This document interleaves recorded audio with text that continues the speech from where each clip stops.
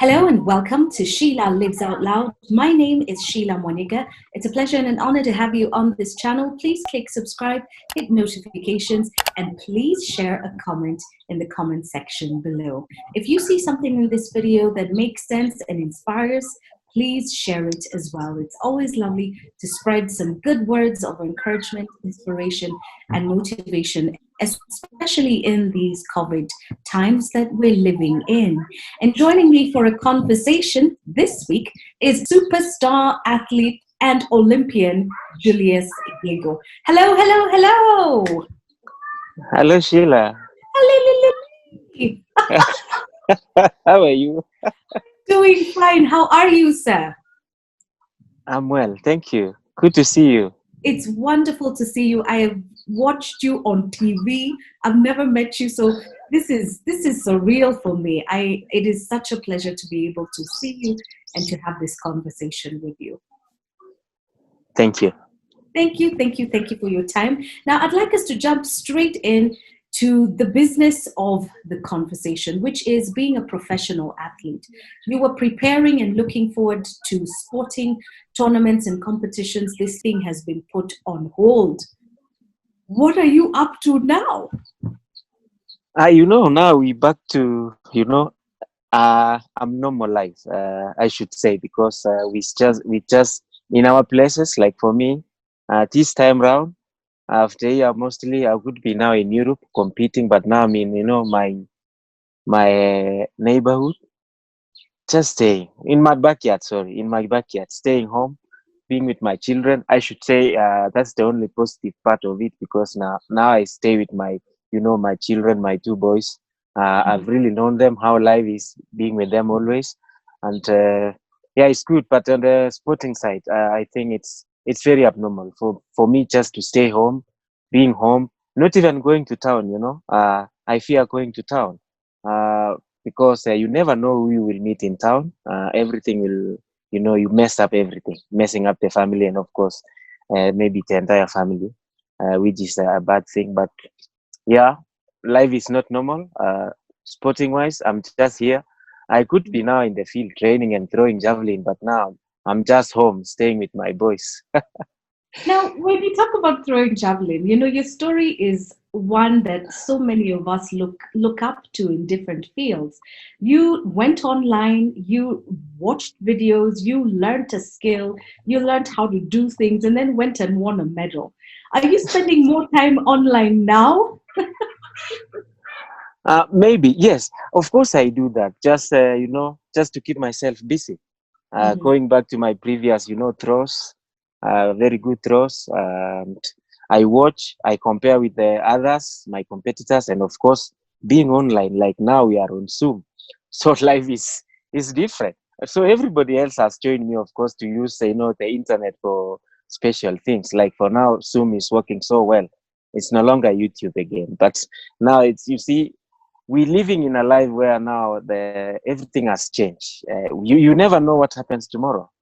Today you hear is the cases have risen, the cases are coming down, and then it's shooting up again. So you wonder how life will be tomorrow. But of course, we pray God that everything changes. For me, of course, yes, I went into the internet, make good use of it. Being busy on the internet, watching out what the best javelin throwers have done before, because I didn't have a coach by then. So I need to be so, uh, thoughtful to think of what to do, because I don't have a physical coach. Now going to internet, I was frequenting, the cyber cafe to watch those things, because I think by then, phones were not that good in internet. So it's the only place I could go was the cyber, and I watch what the great javelin throwers had done before us, like the world record holder. I could see what he was doing as a young, athlete, and then during the time he was going to retire, and then of course, my role models by then, Therapy Kamaki from Finland, who is a former world champion, Andreas Tolkisten, who is a Olympic record holder, I should say. So I could compare, they were the top athletes. I could compare what they were doing, so that they shot up at that time, and they were superstars of javelin throw, and they are still the best anyway. And you know, that really helped me. And yeah, Yeah. then YouTube helped me a lot, and it gave me a nickname anyway, YouTube Athlete. So yeah, And there that's you how go. it is. It changed your life and changed your life for the better. And for all of us now, we are looking at a new dynamic. The world, like you've said, everything has changed. And we all need to start moving with the times of change.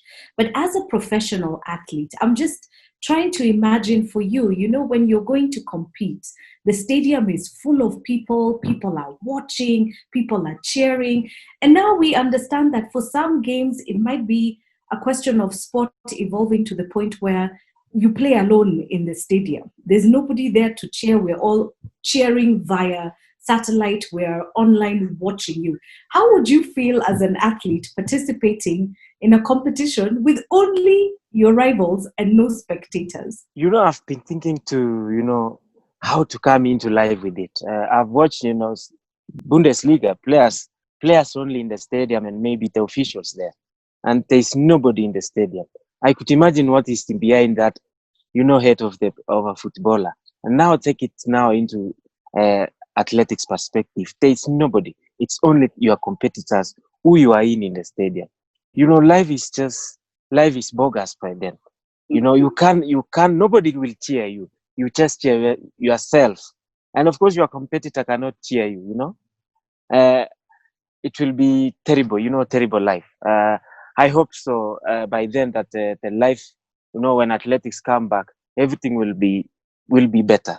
Because I don't imagine in that situation whereby I'm just in that stadium. Even my coach will not be there. Just Mm. imagine. It's it's a funny life. I don't want to experience that. But of course, if life comes to be like that, and then we have to take it because there is nothing we can do. It's beyond human control.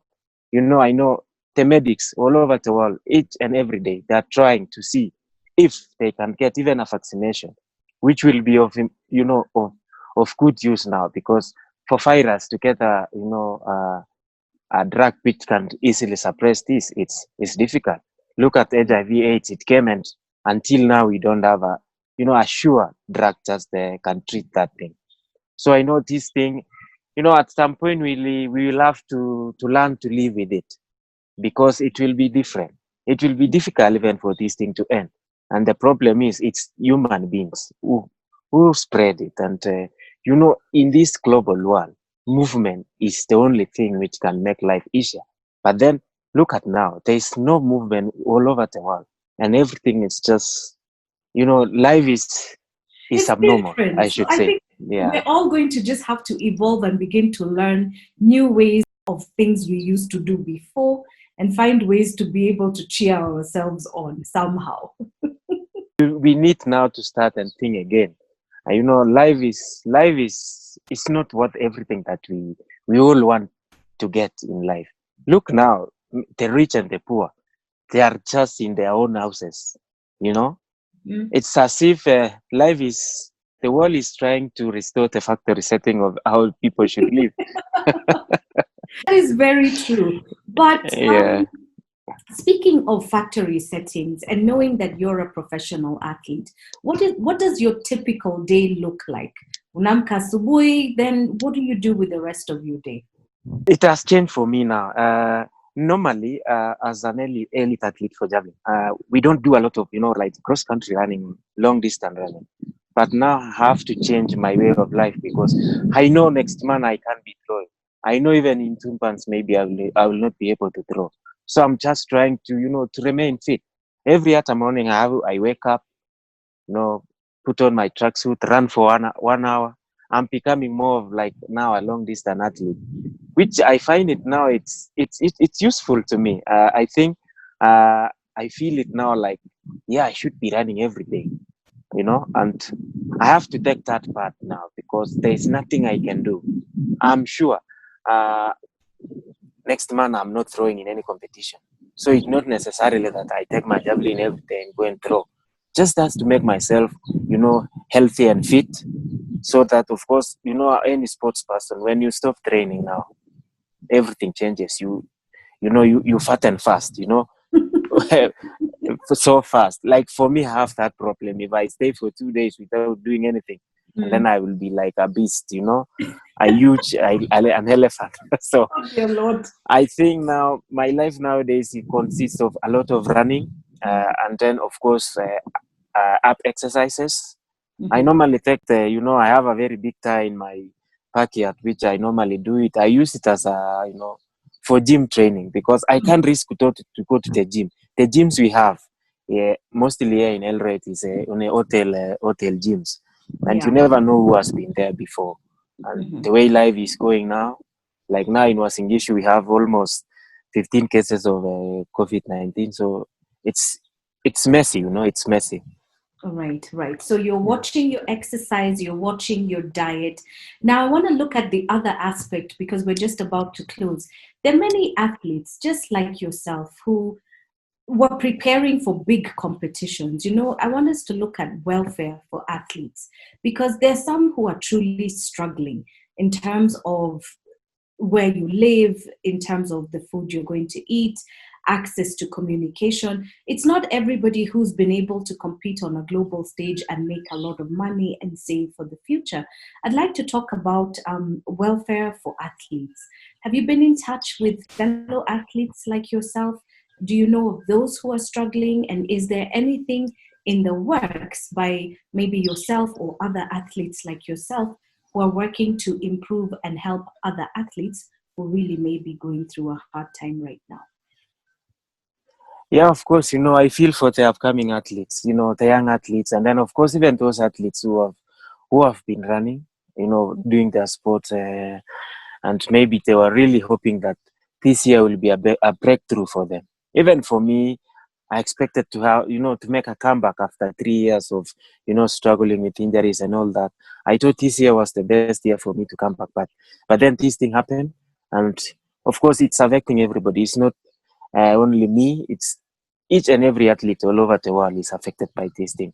And I should say, the welfare of athletes at the moment, I think, for those athletes who have nothing, maybe for me, I'm better off. I should say I'm better off because, of course, I cannot get any earnings from, I could not be able to get the earnings we normally get from, competing in Europe in the Diamond Leagues and World Challenge. But then of course, I'm an employee of the government, so I get my, monthly salary, which can keep me and my family. Now you can imagine for somebody, that young athlete, boy or girl, who was really trying to make ends meet at this particular moment, but everything is cut off. So they have to depend on their parents. And maybe some, you cannot depend on your parents for everything. I know now for them, like, tomorrow is dark. It's an opaque thing for them. Tomorrow, they can't see anything beyond tomorrow. They just wait for them to reach tomorrow and then they see what to do. Some even cannot be able to get, to feed, cannot be able to take, to have even a plate, a plate of food to eat. But then I saw the government was coming up with that thing of, keeping something for them. And I hope, of course, they make a very serious approach about it. We don't have to, to dwell on somebody, because I know what they did was, looking for coaches, and then they find out those athletes who are in dire need of the support of the government. But it's not everybody who will be assisted on this. Yeah. I would want a situation whereby they could even to secondary schools, where most of these athletes, they begin their life, even to primary school in some places, like maybe in West Pokot, Elgeyo Marakwet, those places, Nandi, and South Rift in Kericho and Bomet. Those athletes who normally represent Kenya at a very young age, they needed to go in up to that level to look for those athletes, and they help. And it should be a continuous process. Don't just say we're giving them 10,000. Only that 10,000 will give that family. Just imagine if a family is big, like maybe 7 members, 10,000, where everybody will eat 1,000 and then they remain with nothing. I've been, thinking of how to help them, but then it's difficult for me. I have an extended family. When I came up, of course, everybody else know my life. When I came up, now everybody now is looking at Julius. Leave alone everybody in the world or in Kenya. Even in my village, I've been trying to reach in my place, where I was born. I was born in Nandi Tindret, a rural place. So I've been trying. When I go there, I take some, some bags of maize, just give Yeah. them. And it's not enough. I find it like it's not enough. When I go today, they will think he's coming back again with some, little he has to help. But it will not be enough. And we are not sure when this thing ends. I have even myself to think of, yes, I have an extended family. I have to think like 5 months from now, Down the what to line, eat. how are you Yeah. all going to be? So the pressure, Yeah. and I think in hearing you describe what you think of and the responsibilities you have, I think it's not just a burden that you bear alone, but probably all our professional athletes, everybody from their villages, from their communities, is all looking up to them and saying, you also have to take care of us, Nasisi, Nasisi. And that can't be easy for just one person to carry Yeah. pekiake. But in Yeah. going forward, we know the situation. We know that it's difficult. It's difficult. Whether you're in Eldoret, whether you're in Nairobi, ukweli wa mambo is we've never seen anything like this, and we don't know when it's going to end. So, in closing, what inspiration do you hold on to? What keeps you going? And how are you going to share some of that with us? You can also encourage us with the things that you think of that give you hope, that keep you going. What are those things? For me, I should say, what keeps me going is, believing and trusting in God that everything will change tomorrow. And we should always pray. And again, you have to know in this world, as this thing has taught us again, life is not easy. As people always think, no matter what you have, life is not easy.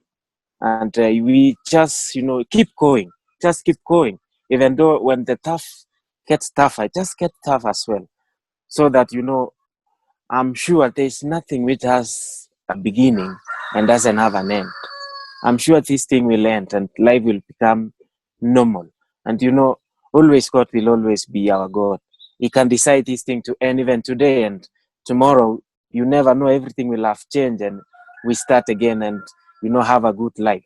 But for everybody, wherever they are watching us, just be prayerful, help each other, and of course, keep now what the Ministry of Health is trying to tell us.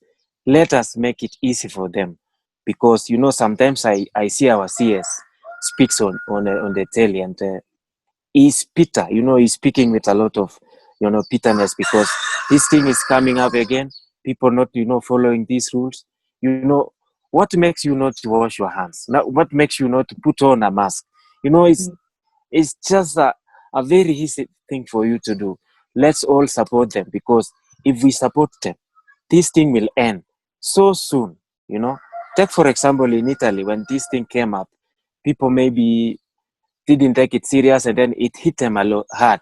And then now when they realized that they needed to follow those instructions, life is coming to normal for them. So, and for us, it has not hit that much like in other countries like America and, in Europe. It has not hit us that much. But if we follow these rules, it will end so easy, you see. And I should say I'm not a medic, but it's not affecting the blacks as much as the whites, you see.